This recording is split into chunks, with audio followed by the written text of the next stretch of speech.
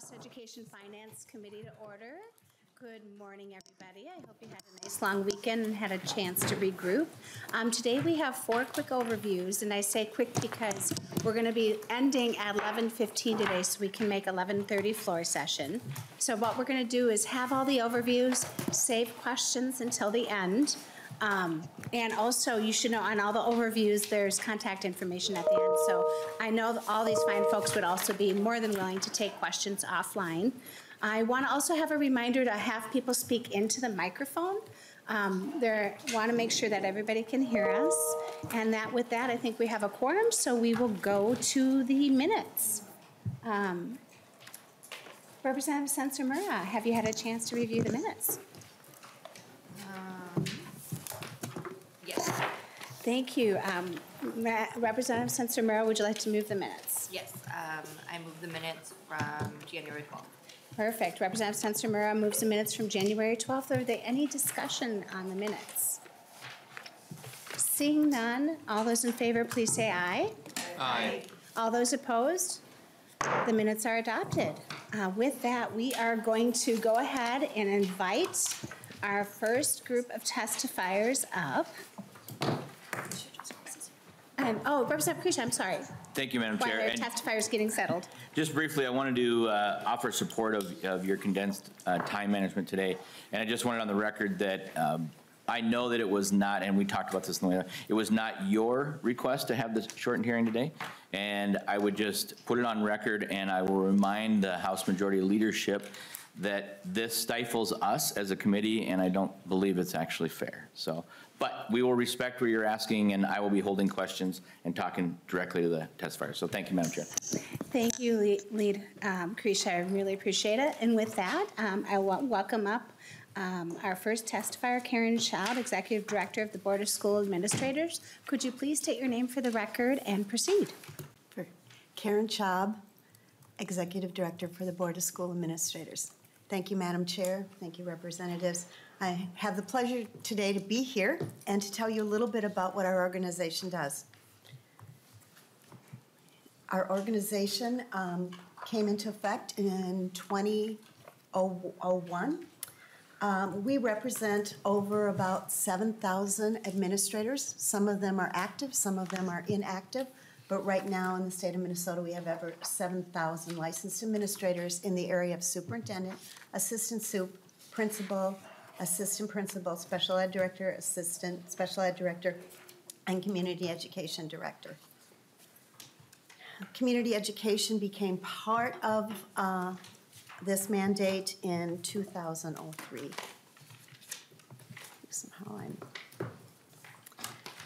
Our purpose is to establish and maintain high standards of quality administrators licensing system for Minnesota public schools and to ensure the highest quality of administrators serving the needs of our Minnesota citizens and most of all our students. We all know that leadership is second only to classroom instruction among all school-related factors that contribute to what students learn at school. Minnesota has one of the highest standards for administrators than any state here in the United States. So if you can become a licensed administrator in Minnesota, you can go to any other state and easily become licensed. It doesn't always work that way when they come to Minnesota. We have administrators who have 18 years of experience and walk in and expect to get licensed right away and are surprised of the standards that they have to meet before they get their licensure.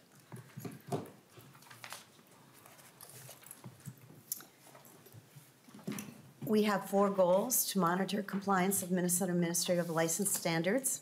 Everything we do really falls under a Minnesota statute. We continuously improve Minnesota administrative licensing system. We improve board communication with our stakeholders, which is one of our #1 goals this coming year, and we improve services provided to our stakeholders.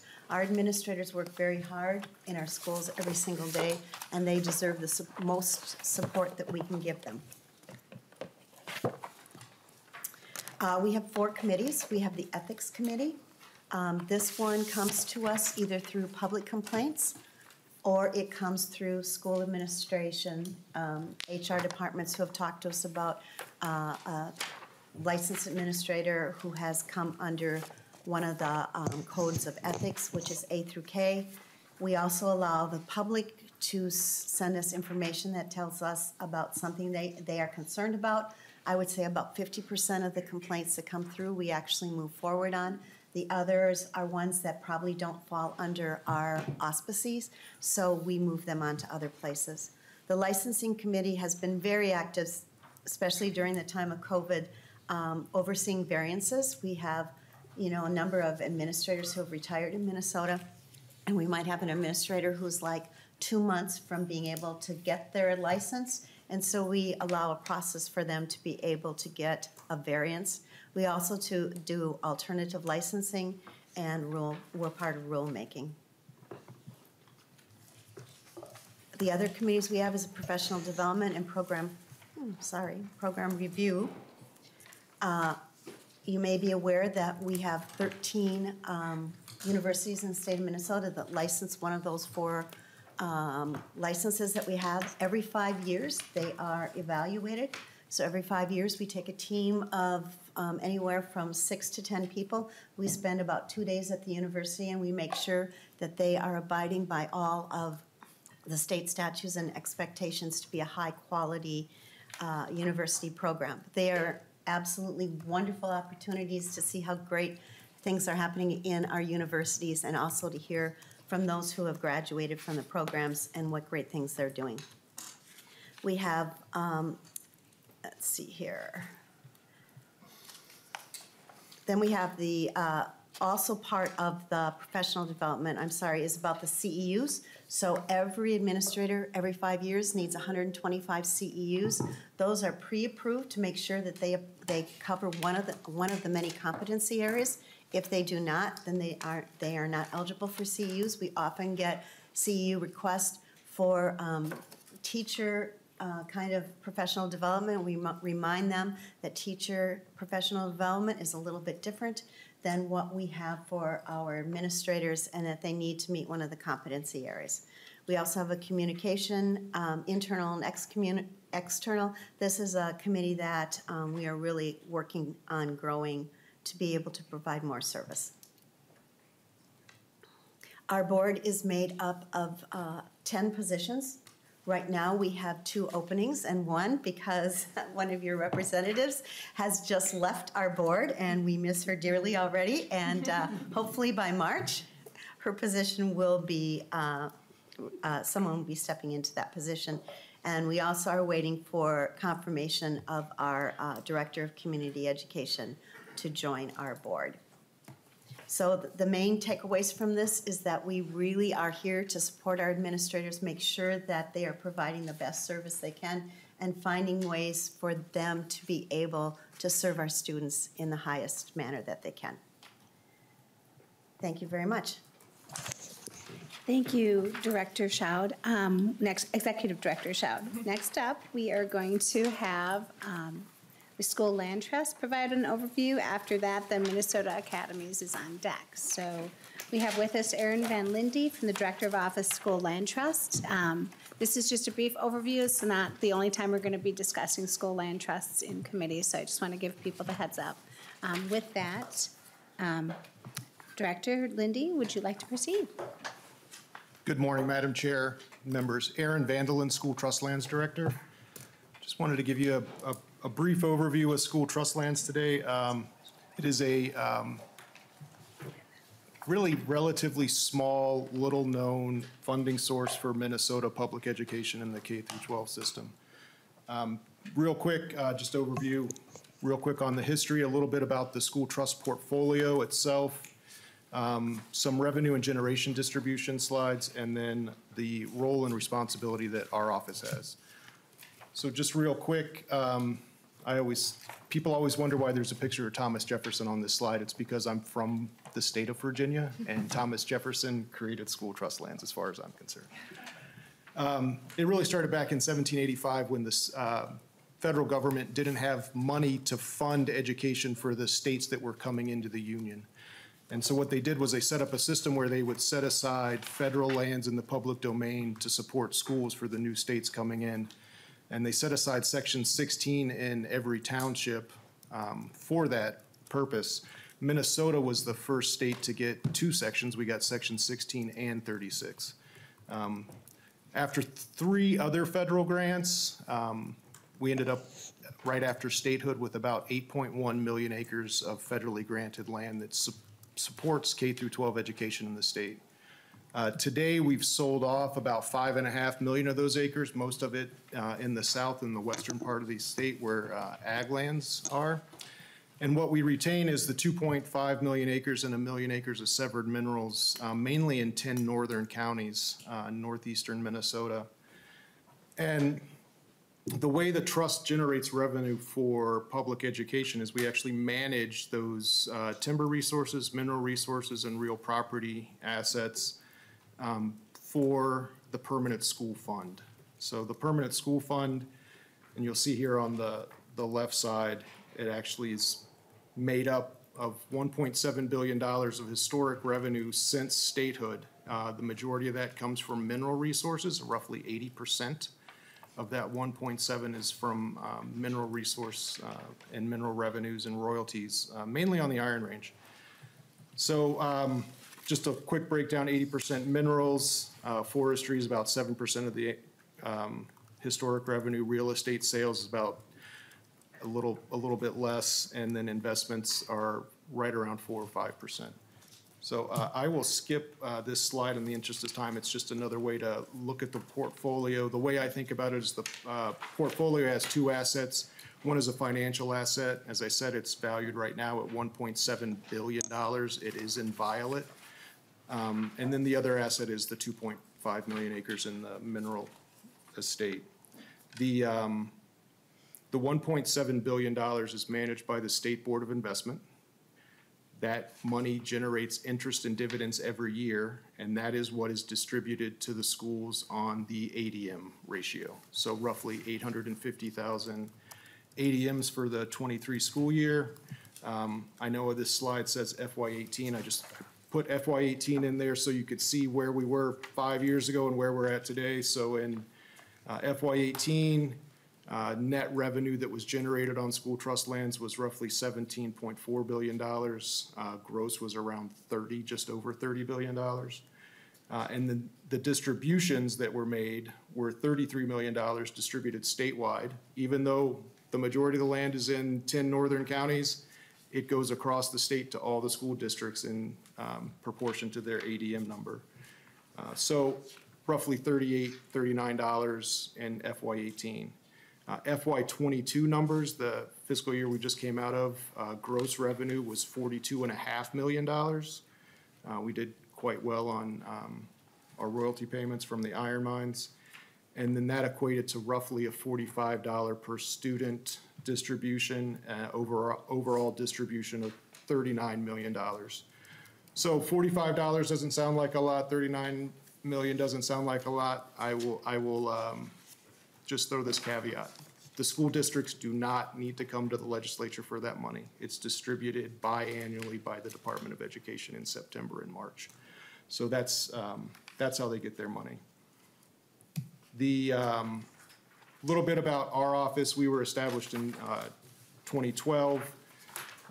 I was appointed by Governor Dayton in 2015. I have a very small staff. It's myself and 1.5 other FTEs with pretty big responsibilities. Our role is to advise the executive and legislative branch on school trust land management activities, work with the Permanent School Fund Commission on legislation to improve the school trust assets and how they're managed, and then develop our long-range strategic planning. One of the key things in the statute, my statute 127A353, is to develop an asset management plan that's going to guide the next 25-year management of school trust lands.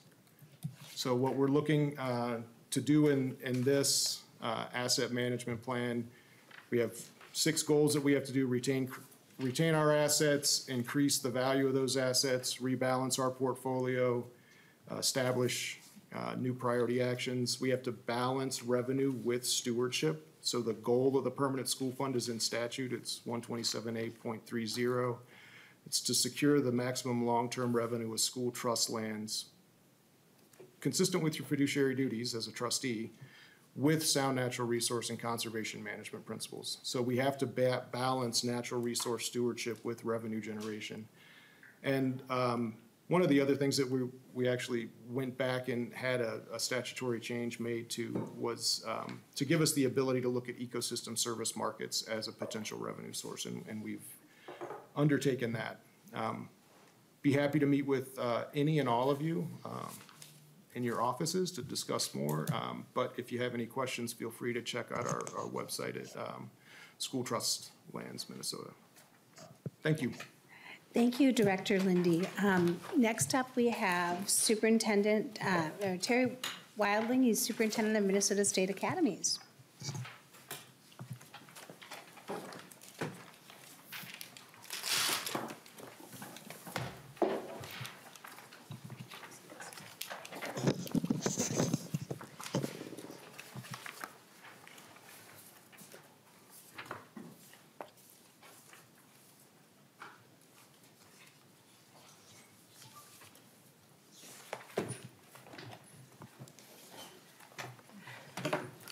Thank you, Superintendent.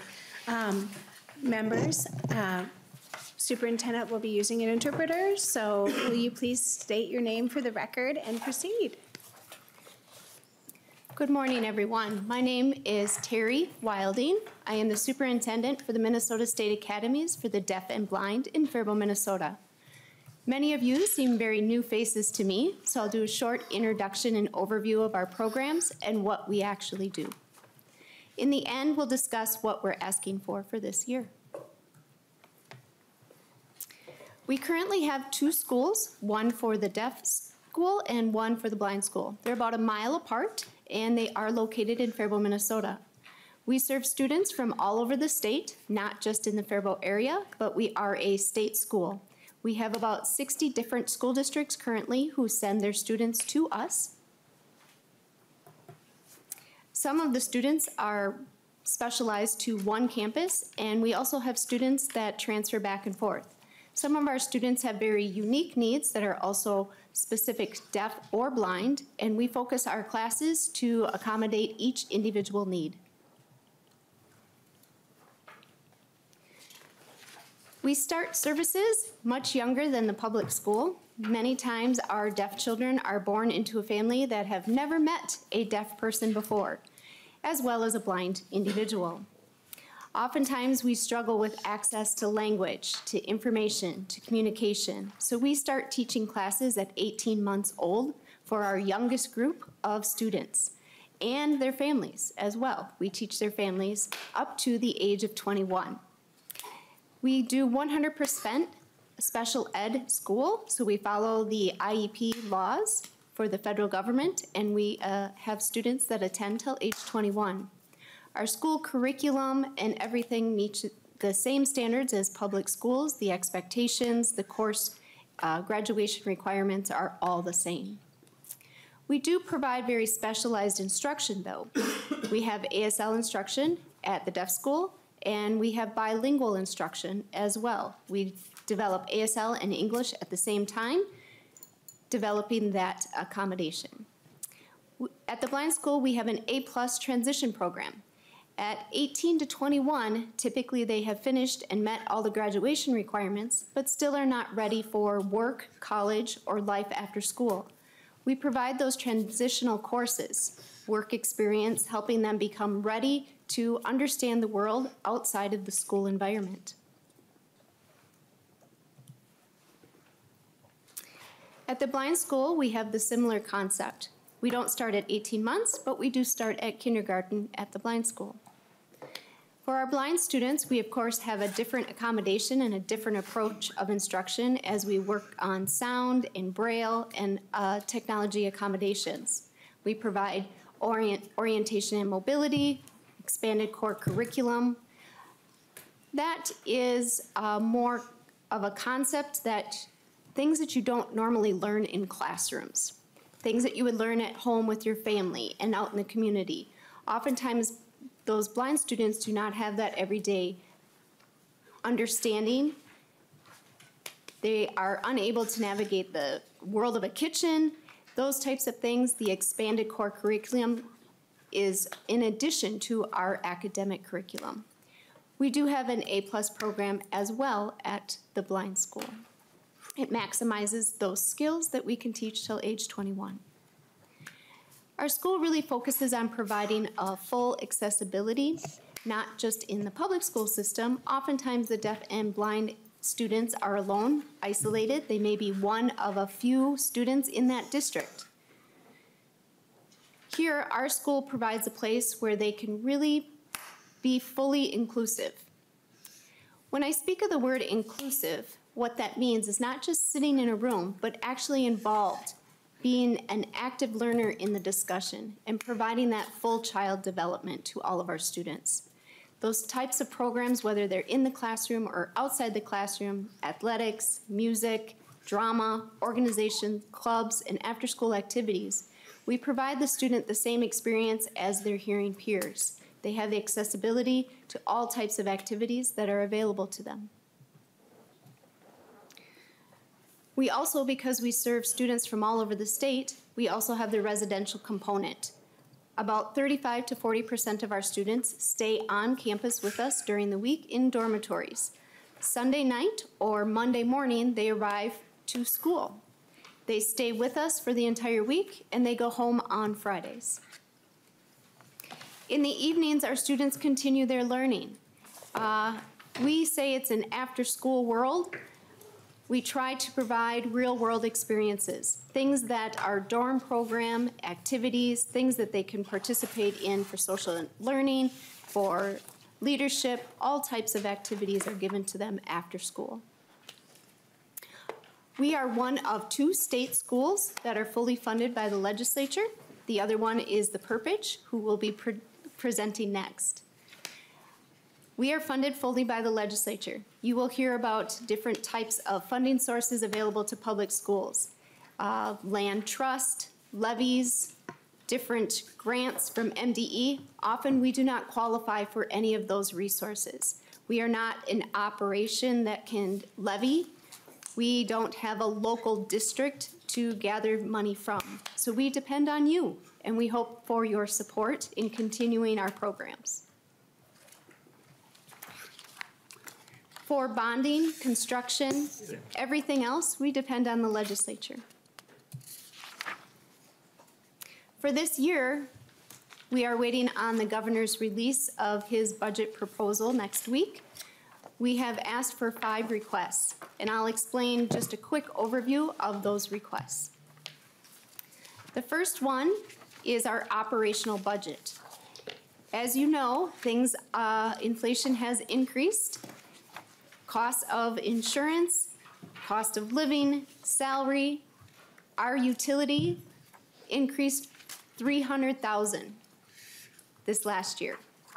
So to maintain that, we are asking for an increase in our operational budget so we can maintain a level of service for our students, which is required. We are obligated by the federal IEP law. We are not able to drop classes or drop services. We must provide those services according to the individual education plan. So with that, our budget and our board develop a proposed budget, and we're asking for an increase in that base budget to continue and maintain those services. Our second request is 6 years ago, we received specific money to improve our technology. We work very hard to increase our technology infrastructure, our new one-on-one devices for our students. 6 years ago, many of them are outdated and needed to be upgraded to make improvements. We are concerned that some of our safety and security features, such as our security cameras, our access card reader systems, some of those are becoming obsolete. Another 4 years, we will need to increase our technology and keep it current. We need to expand our new fiber optic system on our campus to make sure that we are maintaining the technology access as well as the safety features that are required on our campus. Many of our students are more vulnerable than public school, as we have babies, 18 months old up to age 21, and some of our students have access to learning and language that require safety restraint that increases the features that we need to put in school. As a public school, you have an intercom system or a bell system that you grew up with. Ours is visual. Ours is monitors that show signing and pictures, so our students know what to do, what to exit for emergencies. So that is our second request. Several times I have come to the legislature and we have income from our property. People may rent our buildings, they may rent our office space, and we receive that rental income. We use that for our teachers and our staff's professional development fund. In the statute, there's one line that says what is not included is our land or residential facility. We are asking for you to remove that segment phrase out of the language so we can keep all of our rental income. Our professional development needs are increasing as the world changes very quickly. We want to train more on mental health, on language development, and those funds would allow us to do that. Removing that language would allow us to keep that rental income for our land and our dormitories.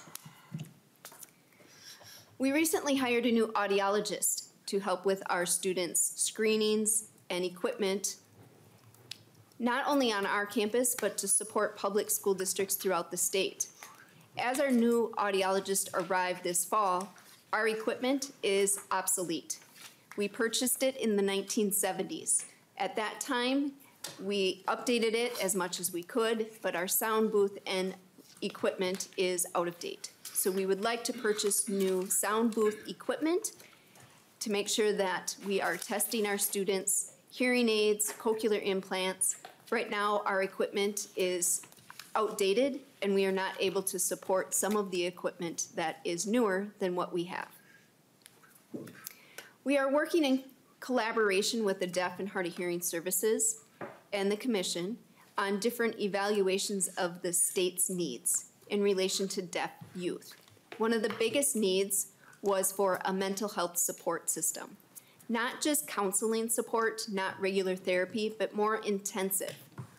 One missing gap in the state is we do not have a day treatment program for deaf and hard of hearing for any severe mental health needs. There's day treatment programs that are for hearing individuals, but the language barrier does not allow us to access that on an accurate accessibility factor. We have asked for money to continue to support that collaboration in establishing an agency to have a day treatment program on our campus. It becomes a little bit more complicated. We think it's easy, we just bill insurances. But honestly, the numbers are so small. We have a fluctuation in our numbers. There may be 2 students, there may be 10 students, there may be 5 students as they graduate out of the system. To keep our stable workplace, our stable staff, we would hope for your support in establishing a fund, a supportive program to keep us running when our student numbers are down. We would use that fund to draw. If we have enough students, we wouldn't touch that fund. We have to find a way to keep the program stable while these students come and go from our process. If you have questions, please let me know, and I thank you for your time today. Thank you, Superintendent Lindy. Next up, we have, thank you, Superintendent Wilding. I have my names mixed up. Next up, we have Dr. Charles Rick, Executive Director from the Perpich Center for the Arts.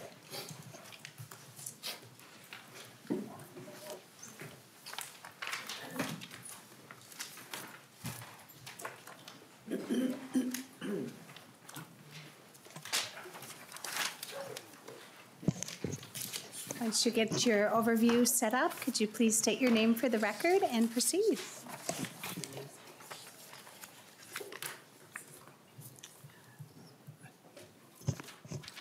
Charles Rick, Executive Director of the Perpich Center for Arts Education. Good morning, Madam Chair and members of the House Education Finance Committee. Joining me today is Thomas Johnson. He is our Director of Finance. The following presentation is an overview of the Perpich Center for Arts Education located in Golden Valley, Minnesota. Board of Directors. The Board of Directors consists of 16 members. 15 members are appointed by the Governor, confirmed by the Senate, and the Commissioner of Education or his designee who serves as an ex officio member on the Board of Directors. At least one member must be from each congressional district and serve no more than 2 consecutive terms. Currently, there are 15 members on the Board of Directors. The Minnesota Department of Management and Budget provides management services as employees are considered state employees. Perpich Center for Arts Education collaborates with the Minnesota Department of Education and school districts on arts education and professional development. A little bit about our budget. The 2 charts show spending by category and historical spending. Perpich Center has a current biennial budget of $14,933,000. And the current base appropriation for the upcoming biennium is $15,064,000. Next. The chart on this slide shows the general fund appropriations for past years. I would point out that on that chart, the current fund appropriation is basically the same as it was in the year 2000. Perpich Center has a total budget, biennial budget, $15 million. Funds come primarily from general fund appropriations. The Perpich Center also receives revenues from student fees and federal reimbursements through the Minnesota Department of Education. The Perpich Center serves an important function for arts education in Minnesota with 3 unique roles: Arts High School, Professional Development, and Public Arts Library. Perpich Arts High School plays a unique role in being the state's only residential arts high school. The Arts High School opened its doors in 1989 and graduated to first class in 1991. This allows students from all over the state to enroll in the Arts High School. Students have access to a high-quality, arts-infused education, and students at Perpich are immersed in a community of artistically talented and passionate peers. Perpich is unique in that its college prep program is not only found in academic offerings, but also its artistic skill development and the residential community we provide. Another one is our Professional Development Resource Programs, or commonly known as PDR. The goal of PDR is to build teacher and administrator capacity statewide so they can provide innovative, inclusive, standards-based, measurable, and student-centered learning in and through the arts. Programs in PDR include: 1, education arts specialists in the areas of dance, theater, music, and visual media arts. They serve the work of Minnesota fine arts educators and administrators by providing professional development customized to meet school and district needs. Regional Centers program includes classroom visits, peer observations, and regional arts teacher leader network. And comprehensive arts planning program, or known as CAP, is the 3rd piece of PDR, and it provides strategic planning for school districts to help them create multi-year strategic plans to guide local and district decision-making related to arts. Next is a Perpich Arts Library. It is a resource for Perpich Arts High School students and the Minnesota public. Residents of Minnesota can join the library for free and gain access to the extensive art education resources. Next. Let's go next slide. Again, I'm just going to highlight professional development, CAP, and Arts Library by the numbers. The number of Minnesota Senate districts served, 67 of 67. The number of Minnesota charter schools, school districts served, 222. The number of educators, administrators served, 1,229, and they each average of 1.7 professional development events. The number of PDR outreach events, 383. The number of school districts completing year 1 of the Comprehensive Arts Planning Program, or CAP, 8 of 8. The number of professional development events led by the regional arts teacher leaders, 20. More on the Arts High School. The Arts High School is a comprehensive, tuition-free public high school for 11th and 12th graders throughout Minnesota. Arts High School offers a rigorous academic program. Intensive coursework is focused on 6 art areas of dance, literary arts, media arts, music, theater, musical theater track, and visual arts. There is no cost for qualifying students to live in the residential hall, provided the residence is 20 miles or more from campus located outside Hennepin and Ramsey counties. The high school uses a block schedule, focused on academics in the morning and arts in the afternoon. The Arts High School by the numbers. 2022 graduation rate was 100%. 62% of the class of 2022 enrolled in post-secondary for the fall of 2022 was 62%. 45% are commuters, 55% are dorm residents. 61% of the student body is from the 7-county metro area, and 39% of the student body is from outstate Minnesota. Enrolled students on day 1 of the current year, 154. Congressional districts representation, 8 of 8. Representation in the Minnesota legislature, House districts, 63%, Senate districts, 82%. Arts Library. For public patrons, it's a learning library and education materials is free to all residents of Minnesota and geared toward teaching artists and educators. For students, there's more than 13,000 items to support academic and art classes and leisure reading and viewing. In closing, overall, Perpich Center for Arts Education continues to strive for excellence in achieving our mission and vision by the Board of Directors. We are staying focused on arts education to better serve students and residents in Minnesota. Thank you, and are there any questions? And my contact information is on the slide. Thank you, Dr. Rick. We have some questions for different testifiers, but I'll start out. Does anybody have questions for Dr. Rick before he leaves? Representative Perez-Vega. Gracias, Chairwoman. Yes, Doctor, I have a question. What outreach is Perpich doing towards BIPOC students who are interested from whether it be in the metro area or in reservations? Thank you. Dr. Rick? Okay, Representative, I would say that I'd have to get back to you on that, but I will say that we are aware of that, and our the Perpich Center, especially in our high school and our PDR programs, will set up workshops and go out and with our art specialists work with those particular school districts or students and administrators on making sure what we offer is inclusive for everybody. Representative Perez-Vega. Thank you, Chairwoman.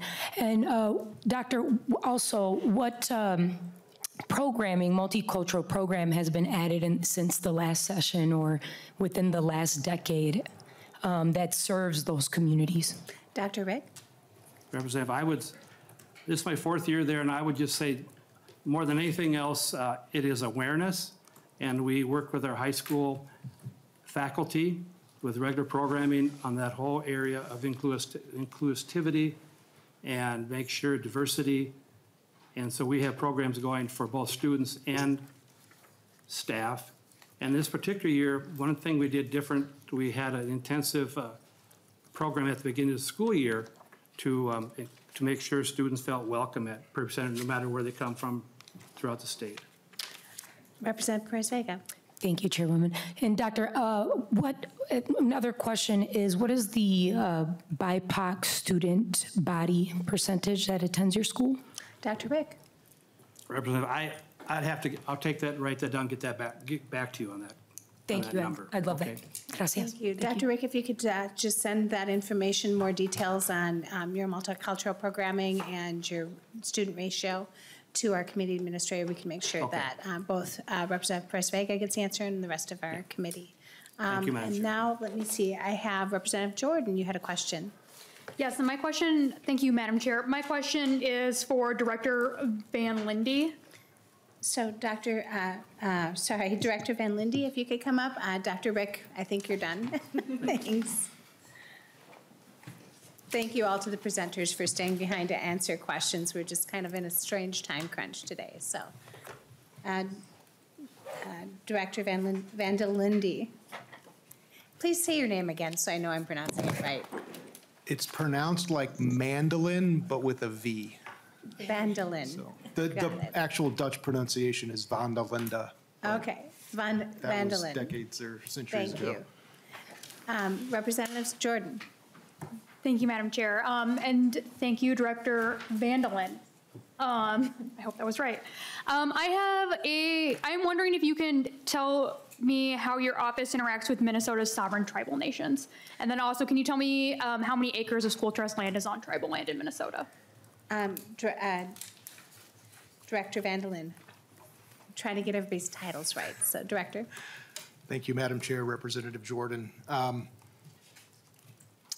Well, I'm going to have to, I don't mean to go attorney on you, but I need you to clarify tribal lands. Are you talking inside reservations or inside the ceded territories? Because there's a difference. Representative Jordan. Thank you, Madam Chair. Yes, there is a difference. I specifically mean on tribal reservations in Minnesota. Director. I can go off the top of my head. I can get you the actual numbers very shortly because it is actually in our asset management plan. And we actually describe it as a shared geography that we received all of these lands from the federal government. All those school trust lands are in the ceded territory. Inside reservations, the biggest school trust ownership inside a reservation is at Leech Lake, and we have roughly 142,000 acres inside Leech Lake. And then in the other reservations, there's a sprinkling of 320 acres here. I think there's a few thousand in White Earth as well. Representative, sorry. There was, Go I'm ahead. sorry, Madam Chair, it was a two-part. The first part is the outreach that we're doing with those communities. We actually, for our strategic planning that we're required to do under the statute, we went through a tribal engagement process on that and updated our strategic plan in 2021 after receiving a number of comments from tribal nations, mainly around landscape level planning. The other aspect is in our asset management plan ourselves, we had another tribal engagement process. It took us about nine months to get all of that information into the asset management plan correctly. Specific projects, we just did a kickoff with Leech Lake and the Forest Service and the Department of Natural Resources about addressing that 145,000 acres inside the reservation, but it's a multi-year process. It'll take a while. Yeah, Representative Jordan, quick follow-up, because I also want to give time for Representative Krisha, and we have to adjourn at 11:15. Yes, thank you, Madam Chair. And thank you, Director Vandalin. Can you, when there is a disagreement about, and I know school trust lands are very prescribed as to what you must do in statute. Can you tell me what happens if there is a disagreement about what should be done with a parcel of land between, if there's a disagreement between your office and another entity?